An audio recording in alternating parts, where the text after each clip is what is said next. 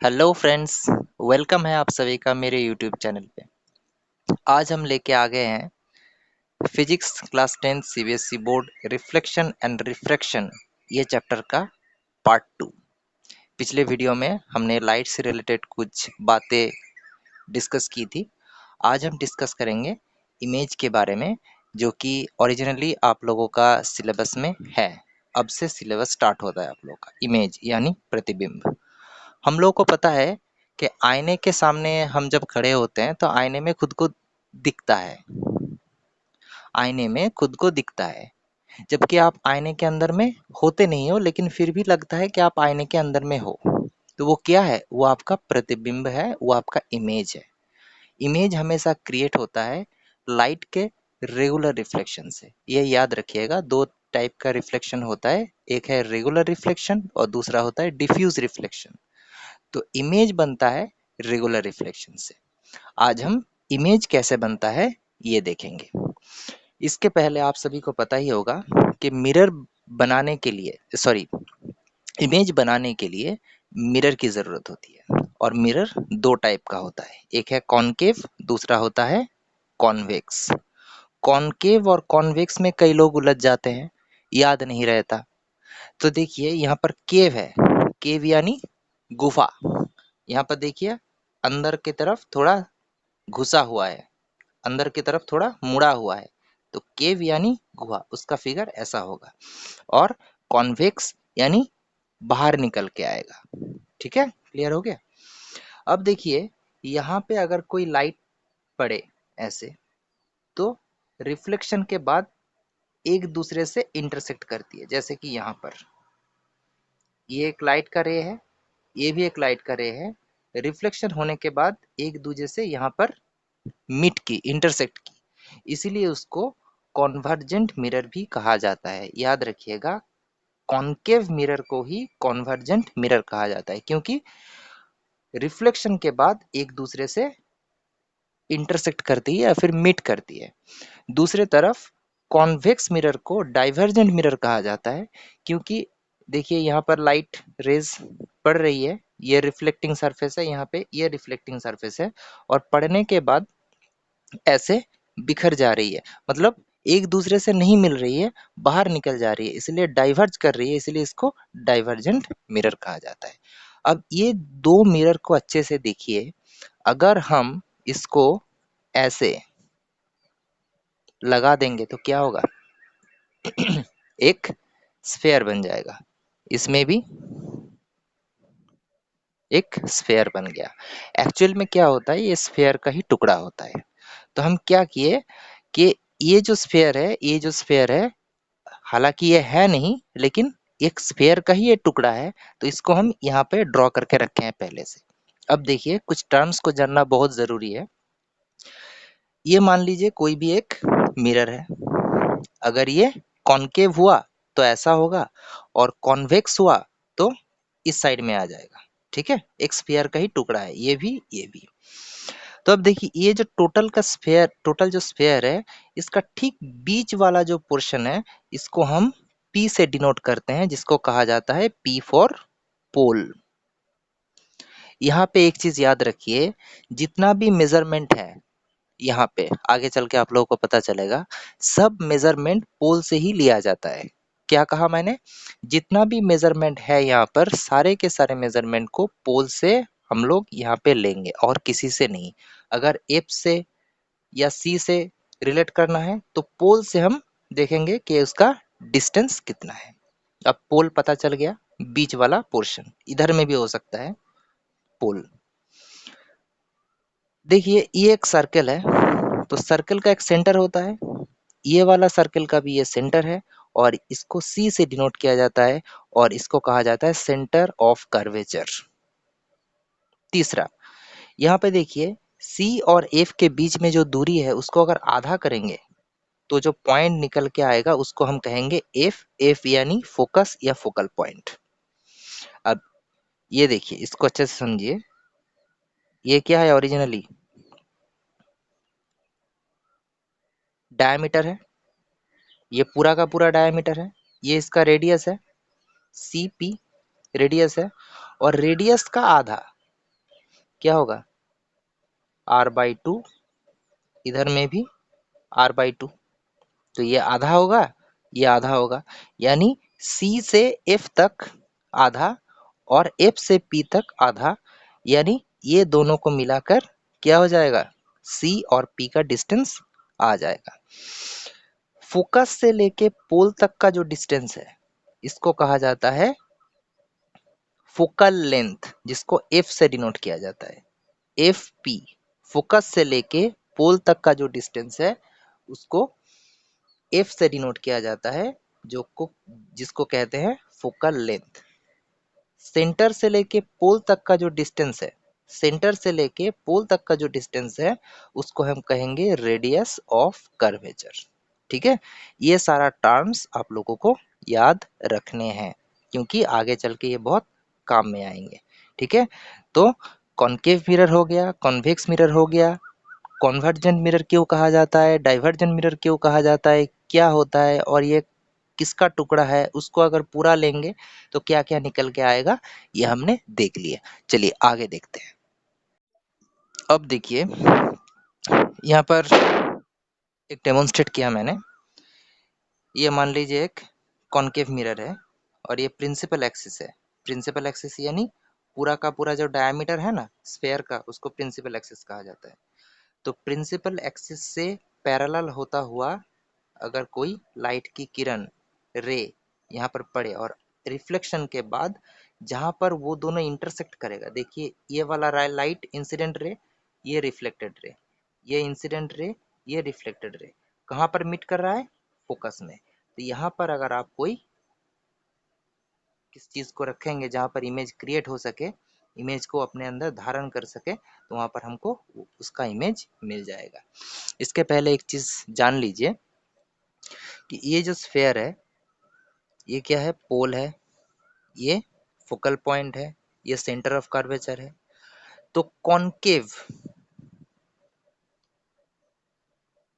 Concave mirror के लिए ये जो प्रिंसिपल एक्सिस है इसका ये वाला साइड को पॉजिटिव माना जाता है और ये वाला साइड को नेगेटिव माना जाता है। और अगर ऐसे बात करें इधर और इधर की, तो अंदर वाला पार्ट को पॉजिटिव माना जाता है और बाहर वाला पार्ट को नेगेटिव माना जाता है। किसके लिए, कॉनकेव मिरर के लिए। वहीं पर यहाँ पर कॉन्वेक्स कॉन्वेक्स मिरर की बात कर रहे हैं। कॉन्वेक्स मिरर में क्या होता है कि ये वाला साइड, ये वाला रिफ्लेक्टिंग साइड है। तो बाहर अंदर की बात करें तो ये वाला को माइनस और ये वाला को प्लस माना जाता है। और अगर प्रिंसिपल एक्सिस की तौर पे बात करें तो यहाँ पर भी सेम है, ऊपर वाला को पॉजिटिव माना जाता है और नीचे वाला को नेगेटिव माना जाता है। ठीक है, यहाँ तक बात क्लियर हो गई। अभी देखते हैं कि रिफ्लेक्शंस के जो रूल्स होते हैं वो क्या क्या है। अभी देखिए यहाँ पर हम सारे के सारे पहले बात करेंगे कॉनकेव मिरर की, फिर आएंगे कॉन्वेक्स मिरर में। तो यहाँ पर तीनों के तीनों ही कॉनकेव मिरर है और तीन ही रूल यहाँ पर है। ये तीन रूल आपको बहुत अच्छे से जानने हैं। पहला रूल, अगर प्रिंसिपल एक्सिस के पैरेलल में कोई लाइट गिरे तो आफ्टर रिफ्लेक्शन वो फोकस से होके गुजरेगा। ये देखिए प्रिंसिपल एक्सिस, इसके पैरेलल में ये लाइट का रे, ये गिरने के बाद अगर वो कॉनकेव मिरर हो तो आफ्टर रिफ्लेक्शन वो रिफ्लेक्टेड रे फोकस को होकर गुजरेगा। ये पहला नियम है। दूसरा, इसका उल्टा ये वाला है। अगर किसी रे को हम फोकस से गुजारे तो वो गिरने के बाद रिफ्लेक्ट होके पैरेलल जाएगा प्रिंसिपल एक्सिस के। यहाँ पर पैरेलल रिफ्लेक्ट होके फोकस से गुजर रही है, यहाँ पर फोकस से गुजरने के बाद पैरेलल बन रही है। इसका उल्टा है या फिर इसका उल्टा आप इसे मान सकते हैं। और तीसरा नियम जो है, अगर कोई रे सेंटर ऑफ कर्वेचर होकर जाए, कोई रे सेंटर ऑफ कर्वेचर होके पास करे तो वो रिफ्लेक्ट होने के बाद उसी रास्ते में वापस आ जाएगी। ये आप लोग तो जानते ही हैं कि अगर ऐसे पैरेलली मतलब परपेंडिकुलरी कोई चीज अगर पड़े, कोई लाइट ये एक सरफेस है, रिफ्लेक्टिंग सरफेस है, तो आफ्टर रिफ्लेक्शन उसी रास्ते में ये वापस चली जाएगी। तो यही नियम यहाँ पर भी है। अगर सेंटर ऑफ कर्वेचर होकर कोई लाइट की रे को हम पास कराएंगे तो आफ्टर रिफ्लेक्शन वो उसी रास्ते में वापस चली जाएगी। ये है तीसरा नियम। तो ये तीनों के तीनों नियम जो आपको बताए, यह है कॉनकेव मिरर के लिए। अब देखते हैं इसका एप्लीकेशन।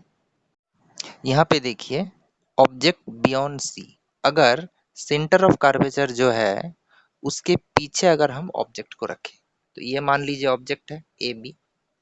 तो अब हम क्या करेंगे, इसको मैंने ऐसे इसीलिए ड्रॉ किया, एक्चुअल में अभी तक देख रहे थे कि मैं ऐसे ड्रॉ कर रहा था, लेकिन ऐसे ड्रॉ इसीलिए किया ताकि सुविधा हो। और आप लोग भी एग्जाम हॉल में जब ड्रॉ करेंगे तब ऐसे ही कीजिएगा, स्ट्रेट। स्ट्रेट करने के बाद अगर वो कॉनकेव है तो इस तरफ मोड़ दीजिए, समझ में आ जाएगा। और अगर कॉन्वेक्स है तो इस तरफ मोड़ दीजिए, समझ में आ जाएगा। और उस हिसाब से रिफ्लेक्टिंग सरफेस का जो ये दाग है इसको दे दीजिएगा। तो ऑब्जेक्ट यहाँ है। तो किसी भी डायग्राम को ड्रॉ करने के लिए दो रे की जरूरत होती है। तो पहला रे क्या करेंगे हम, नियम के मुताबिक, जो तीन नियम अभी देखे थे उसके मुताबिक। अभी देखिए, पहला रे यहाँ से जा रही है, इधर में गिरा। क्या कहा था, अगर कोई रे प्रिंसिपल एक्सिस के पैरेलल से जाए और वो कॉनकेव मिरर हो तो आफ्टर रिफ्लेक्शन वो फोकस को होकर गुजरेगा। तो ये हम क्या करेंगे, फोकस को होकर गुजराएंगे।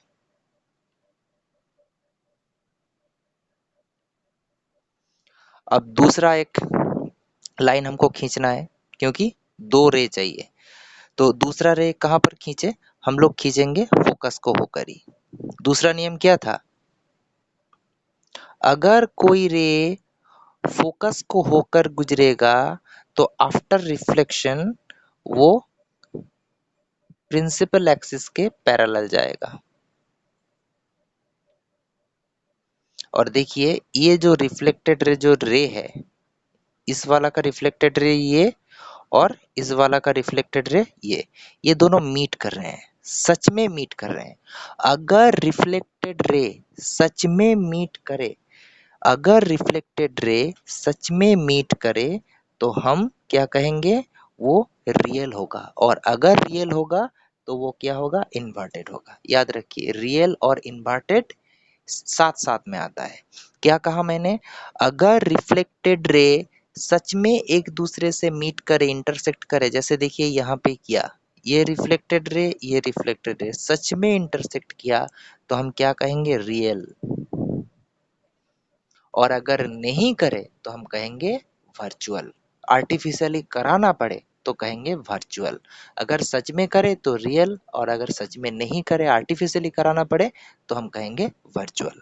तो जिस जगह इंटरसेक्ट हो रही है वहां पे इमेज क्रिएट होगा, वहां पे इमेज क्रिएट होगा। अभी देखिए, इसका साइज थोड़ा ड्राइंग में प्रॉब्लम हो गया। इसका साइज से इसका साइज छोटा है या बड़ा है, छोटा है। तो इसका प्रॉपर्टीज क्या क्या लिख सकते हैं आप, क्या क्या प्रॉपर्टीज आप लिख सकते हैं, प्रॉपर्टीज एंड पोजीशन। पहला, पोजीशन कहाँ होगा, पोजीशन कहाँ होगा, देख लीजिए। एक्चुअल में ये थोड़ा ड्राइंग में प्रॉब्लम होगा, ये एक्चुअल में यहाँ पर होना चाहिए। ठीक है, इसको अगर मिलाएंगे तो ऐसे जाएगा ये। ठीक है, तो ये सेंटर है। हाँ, तब बोलिए पोजीशन कहाँ है, सी और एफ के बीच में। ये एफ है, ये सी है, सी और एफ के बीच में होगा। ठीक है, मेरा ड्राइंग में थोड़ा प्रॉब्लम हो गया इसलिए ये इधर आ गया, वरना अगर ठीक से करेंगे, इसीलिए मैंने स्ट्रेट लाइन ड्रॉ करने के लिए कहा ताकि सब कुछ ठीक ठाक हो। जब ड्रॉ करेंगे तब इसका जितना यूनिट लेंगे उसका आधा एफ होना चाहिए, तब जाके फिगर ठीक ठाक बनेगा। ठीक है, तो कहाँ पर हुआ, सी और एफ के बीच में। तो पोजीशन कौन सा है, सी एंड एफ के बीच में। दूसरा देखिए, इन्वर्टेड है, उल्टा है, ये सीधा है, ये उल्टा है, तो 2 नंबर इन्वर्टेड। तीसरा, और क्या हो सकता है इससे, देखिए रियल, रियल क्योंकि एक्चुअल में अगर मीट करे तो रियल। ये इन्वर्टेड और रियल साथ साथ में चलता है। अगर कोई रियल हुआ तो वो जरूर इन्वर्टेड होगा, और अगर इन्वर्टेड हुआ तो ये रियल होगा। और चौथा क्या है, ओरिजिनल जो साइज है उससे छोटा है, इसलिए क्या कहेंगे, डिमिनिस्ड।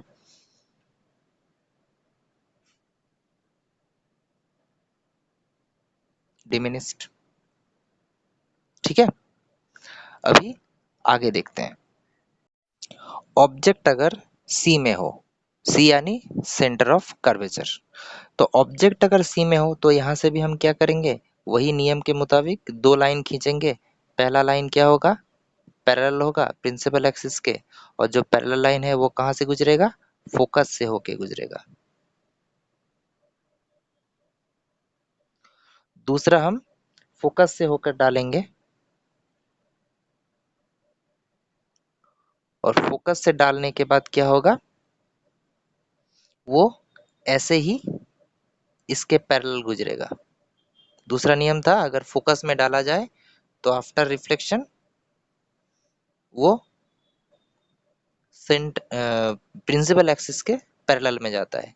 तो अब देखिए यहाँ पर इंटरसेक्ट कर रहा है, तो इमेज यहाँ पे बनेगा ऐसा, ठीक है। ये बी, ये ए, ठीक है। ये ए बी है, ये बी है, उल्टा बन जाएगा। तो इसका पोजीशन और कैरेक्टरिस्टिक क्या होगा बताइए। पहला नंबर कहाँ पर बन रहा है, पोजीशन कहाँ पर है, एट सी, सी में हुआ है। 2 नंबर इन्वर्टेड है।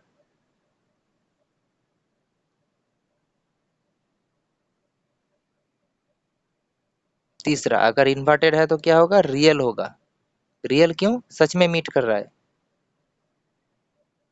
चौथा साइज क्या होगा, सेम साइज होगा।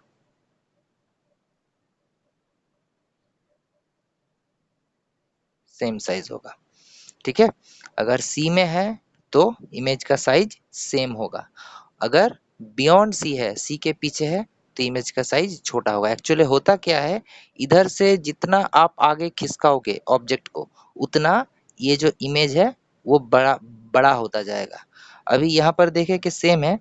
अभी अगर थोड़ा सा और आगे ले दे इसको, तो ये जो इमेज है और बड़ा हो जाएगा। फिर आगे अगर रखे तो फिर इमेज उससे बड़ा होगा, फिर आगे रखे तो उससे बड़ा होगा। तो वैसे जैसे पीछे से सामने की ओर आता जाएगा, वैसे इमेज भी एक्सटेंड करता जाएगा, ठीक है। आगे देखिए,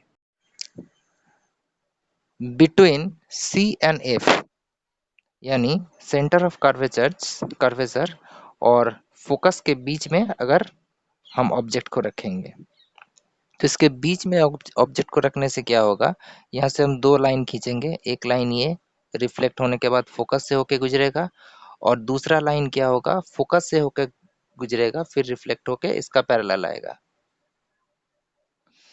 तो तब जाके देखिए जहां पर इंटरसेक्ट कर रहा है वहां पर इमेज बनेगा, और वो क्या होगा, उल्टा होगा। तो यहाँ पर इमेज बनेगा। अब देखिए जैसे आगे आता गया वैसे इमेज भी बड़ा होता जा रहा है। तो इसका प्रॉपर्टीज क्या होगा, नंबर वन, इमेज कहाँ पर क्रिएट होगा, बियॉन्ड सी, सी के पीछे।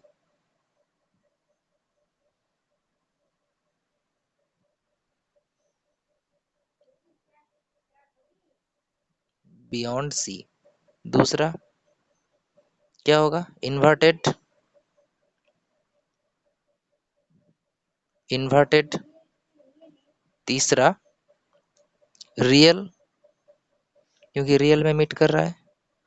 और चौथा वाला पॉइंट क्या होगा बताइए, पिक्चर देख के खुद जज कीजिए कि क्या हो सकता है चौथा वाला पॉइंट। चौथा वाला पॉइंट में अब तक हमने क्या लिख के आए,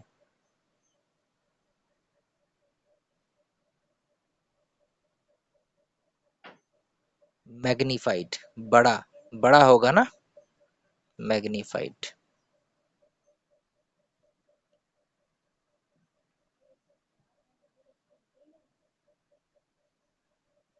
ठीक है। अब इसको देखिए, यहाँ पर अगर फोकस में रखें, ये फोकस है, फोकस में ये ऑब्जेक्ट है, तो एक रे धक्का खाने के बाद फोकस होके गुजरेगा, रिफ्लेक्ट होके। दूसरा रे तो चलाने का कोई रास्ता है नहीं, क्योंकि अब तक क्या कर रहे थे, फोकस से ही दो को गुजार रहे थे, लेकिन अभी ये तो खुद फोकस में है। तो अब क्या करेंगे, तीसरा वाला जो नियम है याद कीजिए, अगर कोई रे सेंटर ऑफ कर्वेचर होकर गुजरे तो वो रिफ्लेक्ट होने के बाद उसी रास्ते में वापस आएगा। तो दो रे की जरूरत होगी, तो एक रे तो ये मिल गया, दूसरा रे हम इससे ले लेते हैं। तब क्या होगा, ये दोनों रे रिफ्लेक्ट होने के बाद आप लोग देख सकते हैं कि पैरेलल है एक दूसरे के। और हम लोग ये मानते हैं कि पैरेलल जो रे होता है वो कभी मिलते नहीं है, लेकिन अगर मिलते भी हो तो इनफाइनाइट में जाके मिलेंगे, इनफाइनाइट में जाके मिलेंगे, ऐसा मान के हम लोग चलते हैं। अगर पैरेलल रे हो तो वो एक दूसरे से कभी नहीं मिलते, अगर मिलते हैं तो इनफाइनाइट में जाके मिलेंगे। तो इमेज कहाँ पर क्रिएट होगा, पोजीशन कहाँ होगा, इनफाइनाइट पे इमेज। दूसरा और क्या बन सकता है, इन्वर्टेड। तीसरा रियल। चौथा क्या बनेगा, हाईली एनलार्ज हो जाएगा, क्योंकि इनफाइनाइट में जाके जब मिलेगा तो बहुत बड़ा बन जाएगा ना, बहुत बड़ा बन जाएगा। तो हाईली एनलार्ज,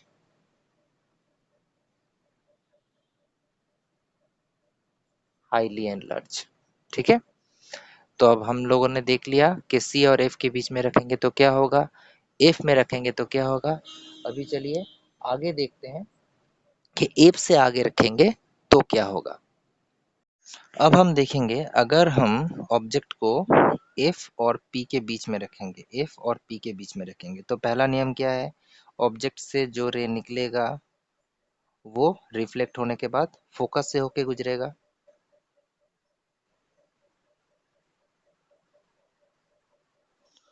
दूसरा तो लाइन हम खींच नहीं सकते, वही तीसरा वाला नियम, सेंटर ऑफ कर्वेचर से हम लाइन को खींचेंगे। तब देखिए ये मिल नहीं रहा है, जैसे कि डाइवर्ज हो जा रहा है ऐसा, ये दोनों लाइन मिल नहीं रहा है, डाइवर्ज हो रहा है। तो ये आपस में मिलेगा नहीं, अगर मिलाना चाहें तो हम क्या करेंगे, इसको पीछे की तरफ बढ़ा देंगे, फिर जाके एक जगह पर ये मिलेगा और वहीं पर बनेगा इमेज। ये अगर ए बी है तो ये भी ए बी बनेगा। तब इस साइड में हमको थोड़ा बढ़ाना पड़ेगा। तब इसमें आप क्या लिख सकते हैं, देखिए कहाँ पर बन रहा है, मिरर के पीछे, बिहाइंड मिरर।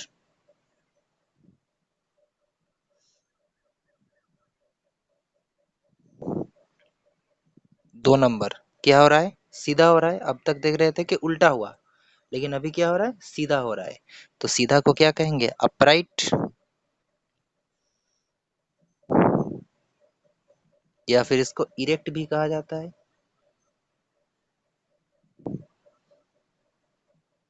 तीसरा क्या होगा, वर्चुअल होगा।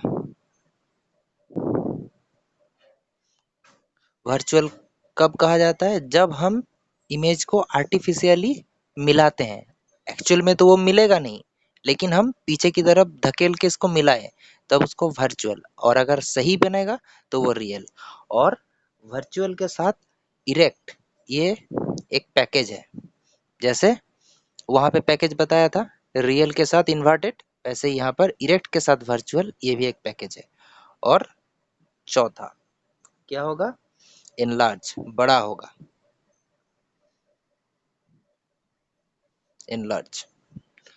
यहाँ पर देखिए, अभी मान लेते हैं कि इनफाइनाइट से बहुत दूर, बहुत बहुत बहुत दूर से कोई वहां पे कोई ऑब्जेक्ट है, उसका इमेज हम खींचेंगे, मतलब लेंगे यहाँ पर। तो इनफाइनाइट से रे आ रहा है, तो इनफाइनाइट से अभी थोड़ी देर पहले क्या कहा था कि अगर पैरेलल रे हो तो वो हम ये मानते हैं कि बहुत दूर इनफाइनाइट में जाके मिलेगा। और उल्टा अगर कहेंगे तो इनफाइनाइट से अगर कोई रे आएगा तो वो पैरेलल आएगा, उल्टा होगा, पैरेलल रे इनफाइनाइट में जाके मिलता है, और इनफाइनाइट से आता हुआ रे जरूर पैरेलल होगा, उसका उल्टा। तो यहाँ पर इनफाइनाइट से आ रहा है तो ये पैरेलल है, तो ये आफ्टर रिफ्लेक्शन क्या होगा, फोकस से होके गुजरेगा। तो यहाँ पर कहाँ पर बनेगा, फोकस में बनेगा। क्या होगा? रियल में मिल रहा है तो रियल होगा, रियल है तो क्या होगा? इन्वर्टेड होगा, इन्वर्टेड होगा, उल्टा होगा। और एक चीज देखिए, बहुत छोटा हो जाएगा, बहुत छोटा, है ना? यहाँ पे तो फिर भी दिख रहा था थोड़ा बड़ा बड़ा, लेकिन यहाँ पे बिल्कुल छोटा होगा। अगर लाइट इनफाइनाइट से आए तो इमेज फोकस में बनेगा, और वो क्या होगा? बहुत छोटा, बहुत बहुत छोटा, जिसको हम क्या कहते हैं? Point size.